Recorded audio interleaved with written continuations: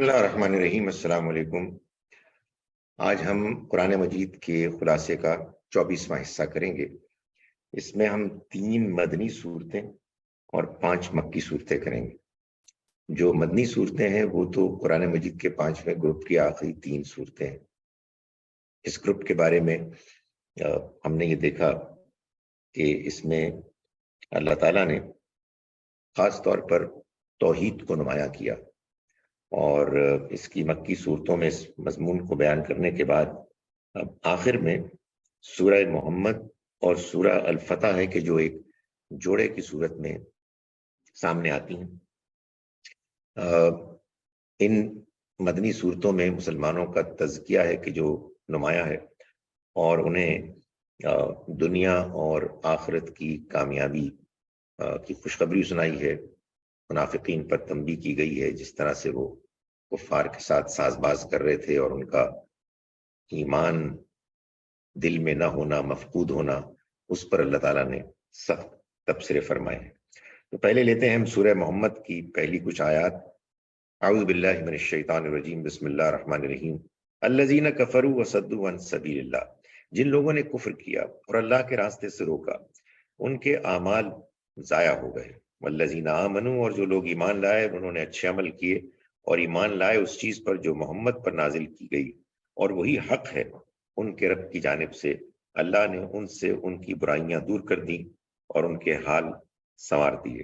ذالک بان الذین کفروا، یہ اس وجہ سے ہے کہ جن لوگوں نے انکار کیا انہوں نے باطل کی پیروی کی، اور جو لوگ ایمان لائے انہوں نے اپنے رب کی طرف سے آئے ہوئے حق کی پیروی کی۔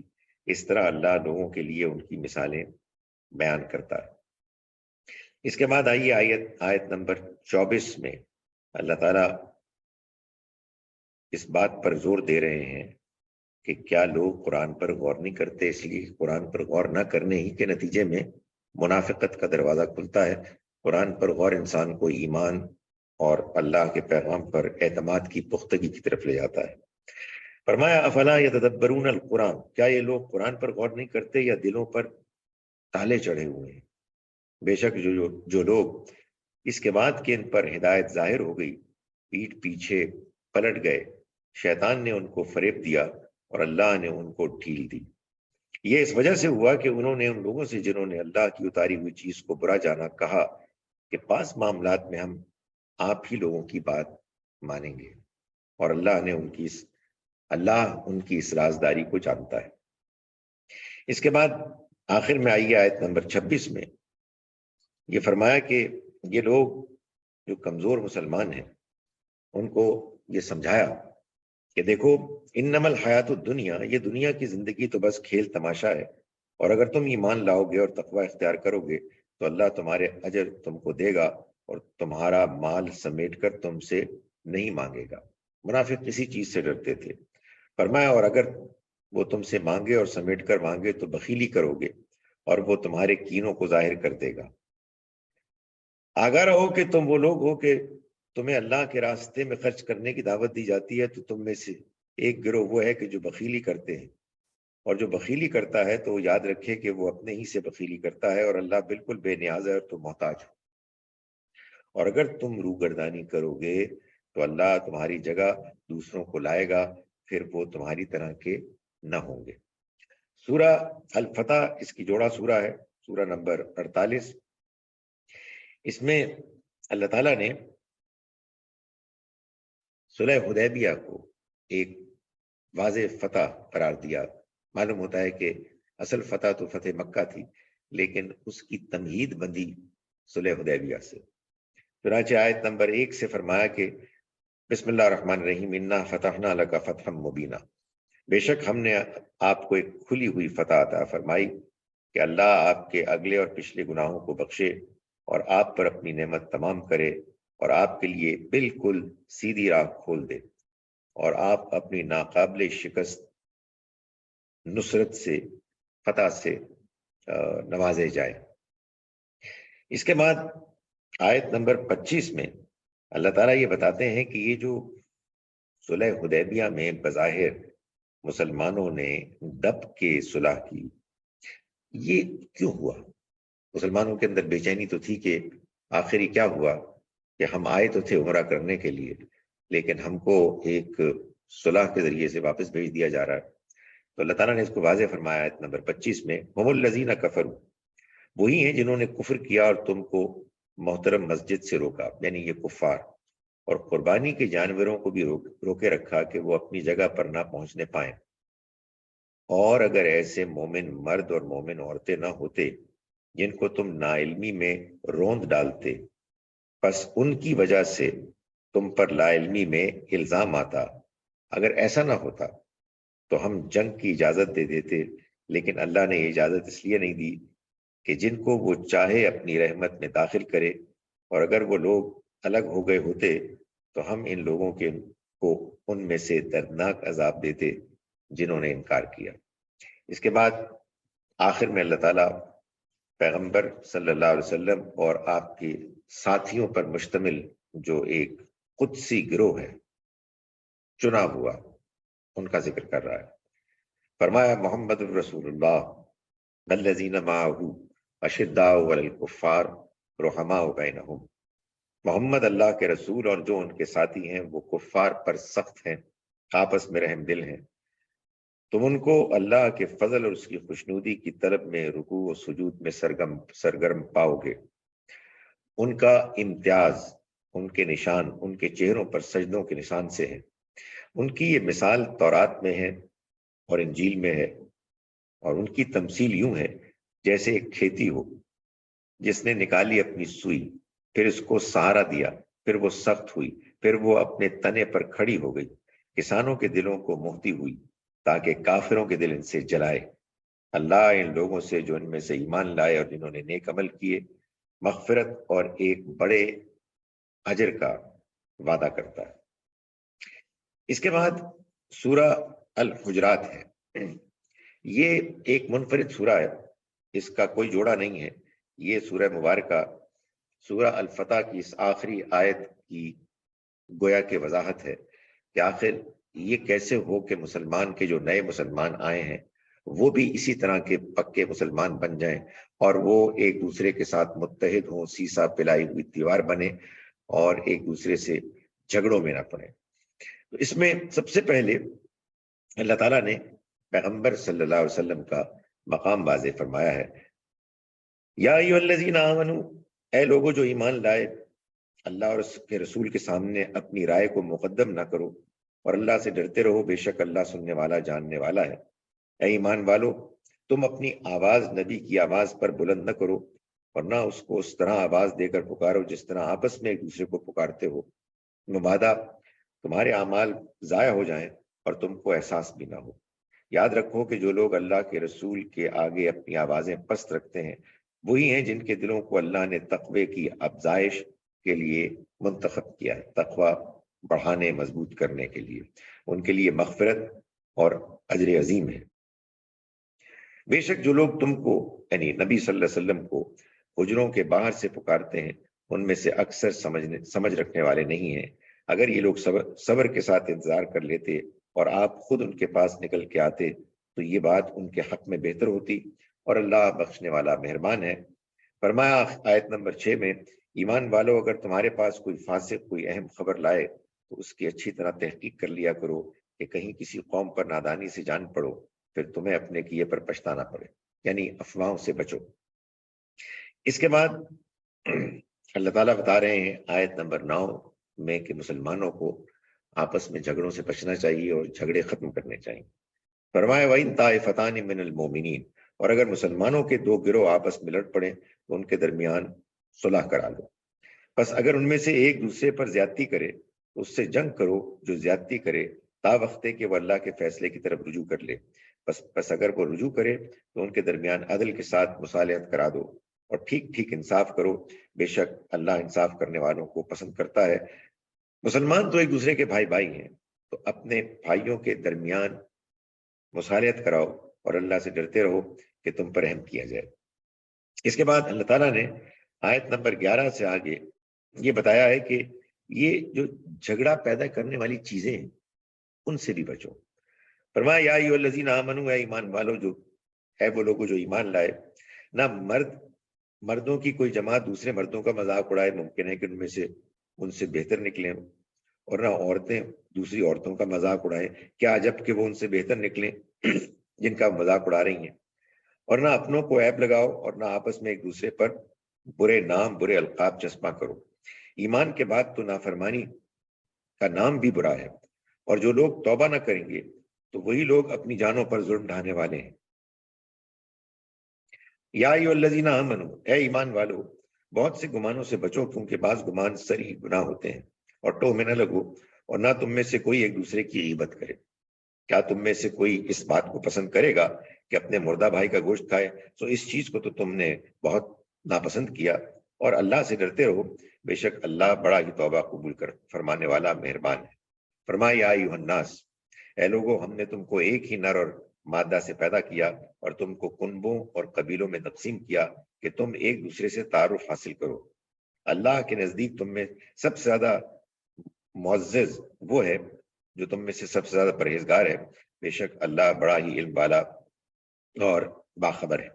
اس کے بعد کچھ مکی صورتیں ہیں اب شروع ہو رہی ہیں، کہ جو ایک چھٹا گروپ ہے جس میں اللہ تعالیٰ نے آخرت کو بیان کیا ہے، اس کے دلائل دیے ہیں، اس کے بارے میں اعتراضات کا جواب دیا ہے۔ سب سے پہلے ہم جوڑا لیتے ہیں سورہ قاف اور سورہ زاریات کا۔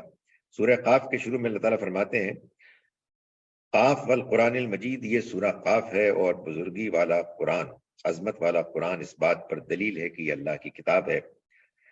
نہیں بلکہ ان لوگوں نے، ان کے پاس دلیل کوئی نہیں ہے، ان لوگوں کو تعجب ہوا کہ ان کے پاس انہی کے اندر سے ایک خبردار کرنے والا آیا، تو کافروں نے کہا کہ یہ تو ایک نہایت ہی عجیب بات ہے۔ اس کے بعد آیت نمبر 16 میں اللہ تعالیٰ یہ واضح کرتے ہیں کہ جو کچھ انسان کر رہا ہے اللہ اس سے خوب واقف ہے۔ فرمایا اور انسان کو ہم نے پیدا کیا اور ہم جانتے ہیں اس کے دل میں جو وسوسے گزرتے ہیں، اور ہم اس کے شہرگ رگے جان سے بھی زیادہ قریب ہیں۔ دھیان کرو جب وہ اخذ کرنے والے اخذ کرتے ہیں، لکھنے والے لکھتے ہیں، ایک دائیں بیٹھا اور ایک دوسرا بائیں بیٹھا، وہ کوئی لفظ بھی نہیں بولتے مگر ان کے پاس ایک تیار نگران موجود ہوتا ہے۔ اس کے بعد آخر میں اللہ تعالیٰ نے یہ بتایا کہ آخرت کا انجام کیا ہوگا۔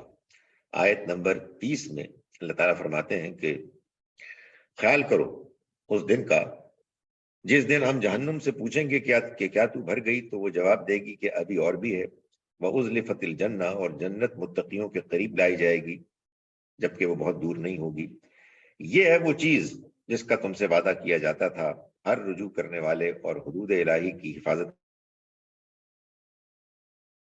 میں، اور حاضر ہوا متوجہ رہنے والے دل کے ساتھ۔ اس کے بعد اگلی سورہ جو ہے سورہ قاف کے بعد وہ سورہ زاریات ہے۔ اللہ تعالیٰ اس میں آیت نمبر 15 سے آگے پرہیزگاروں کے اوصاف بیان فرما رہے ہیں۔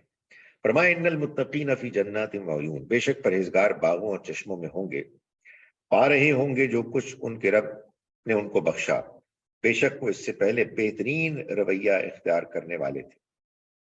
وہ راتوں میں کم ہی سوتے تھے اور صبح کے وقتوں میں مغفرت مانگتے تھے، اور ان کے مالوں میں سوال کرنے والے اور محرومین کا حق تھا۔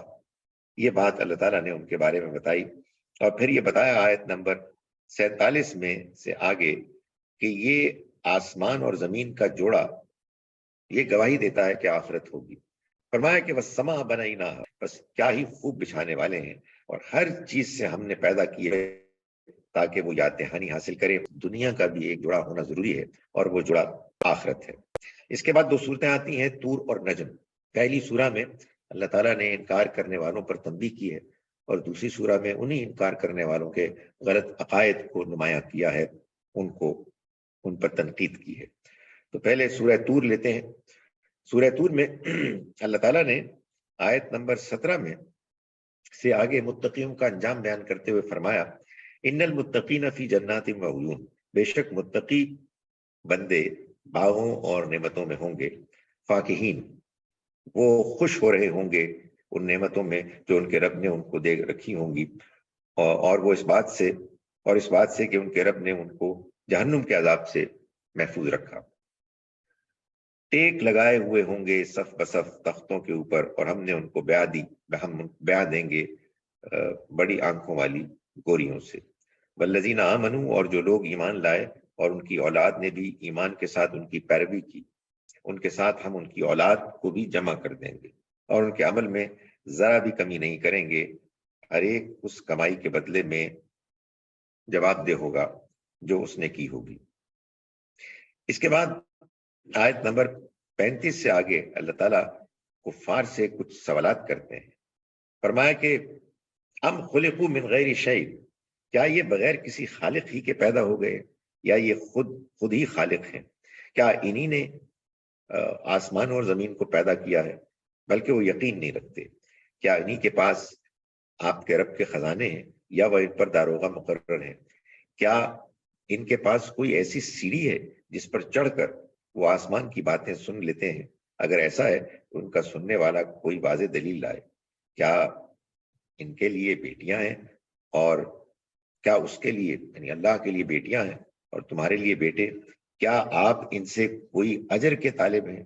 وہ چنانچہ وہ اس کے تاوان میں دبے ہوئے ہیں۔ اس کے بعد آئے سورہ نجم میں اللہ تعالیٰ نے بالکل آغاز میں تو پہلی وحی کا ذکر کیا۔ فرمایا کہ وَالنَّجْمِ إِذَا هَوَىٰ، گواہ ہے ستارے جبکہ وہ گرتے ہیں، یعنی ہمارا پیغام کو جنات کا لایا وہ کلام نہیں ہے کہ جو کائنوں پر اترتا ہے۔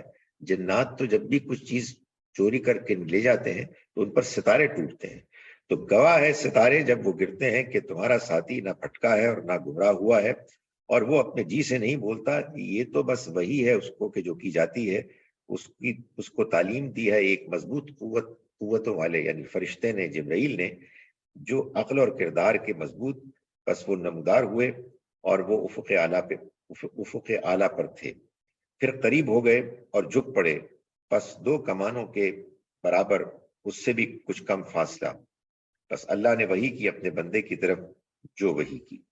اس کے بعد اللہ تعالیٰ آخرت میں کیا ہوگا اس کے بارے میں فرماتے ہیں آیت نمبر 36 میں۔ فرمایا کہ ام لم ینبأ بما فی صحف موسیٰ، کیا ان کو خبر نہیں ہوئی کہ موسیٰ کے صحیفوں میں کیا ہے؟ وَإِبْرَاهِيمَ الَّذِي وَفَّى، اور اس ابراہیم کے صحیفوں میں کہ جنہوں نے اپنے قول کو، اپنے معاہدے کو جو انہوں نے اللہ سے کیا اس کو پورا کیا، کیا ان کو خبر نہیں ہے؟ اس میں کیا ہے؟ اللہ تزر وازرۃ وزر اخری، کہ کوئی جان کسی دوسرے جان کا بوجھ نہیں اٹھائے گی، اور یہ کہ انسان کے لیے وہی ہے جو اس نے کمائی کی ہوگی، اور یہ کہ اس کی کمائی ان قریب اس کے سامنے لے آئی جائے گی۔ اس کے بعد سورہ قمر ہے، اس میں قیامت کے اس بات ہی کو بیان کیا گیا ہے، اور اس سے اگلی جوڑا سورہ رحمان کی طرح اس میں بھی ترجیحی آیات ہیں۔ فرمایا آیت نمبر 1 سے 5 میں اقتربت الساعہ، قیامت کی عذاب کی گھڑی سر پر آ گئی اور چاند شق ہو گیا، اور یہ کوئی سی بھی نشانی دیکھیں گے تو اس سے اعراض ہی کریں گے اور کہیں گے یہ تو جادو ہے کہ جو پہلے سے چلا آ رہا ہے، اور انہوں نے جھٹلا دیا اور اپنی خواہشوں کی پیروی کی، اور ہر کام کے لیے ایک وقت مقرر ہے۔ فرمایا کہ اور ان کو ماضی کی سرگزشتیں پہنچ چکی ہیں جن میں کافی سامان عبرت ہے، نہایت دل نشین حکمت، لیکن تنبیہات کیا کام دے رہی ہیں۔ اس کے بعد آخر میں اللہ تعالیٰ نے آیت نمبر 41 سے آگے فرعون کے انجام کو سامنے رکھ کر یہ بیان کیا کہ یہ کفار پیغمبر صلی اللہ علیہ وسلم کے ان کا بھی یہی انجام ہوگا، اور آل فرعون کے پاس بھی تنبیہات آئیں، انہوں نے ہمارے ساری ہی نشانیوں کو جھٹلا دیا تو ہم نے ان کو ایک غالب اور قوت والے کے پکڑنے کی طرح پکڑا۔ کیا تمہاری قوم کے کفار ان قوم کے کفار سے کچھ بہتر ہے، یا تمہارے لیے آسمانی صحیفوں میں برات نامہ لکھا ہوا ہے؟ یعنی ان کا بھی انجام فرعون اور اس کے ساتھیوں والا انجام ہوگا۔ اللہ تعالیٰ ہمیں اپنے کلام کو سمجھنے اور اس کی روشنی کی پیروی کرنے کی توفیق عطا فرمائے۔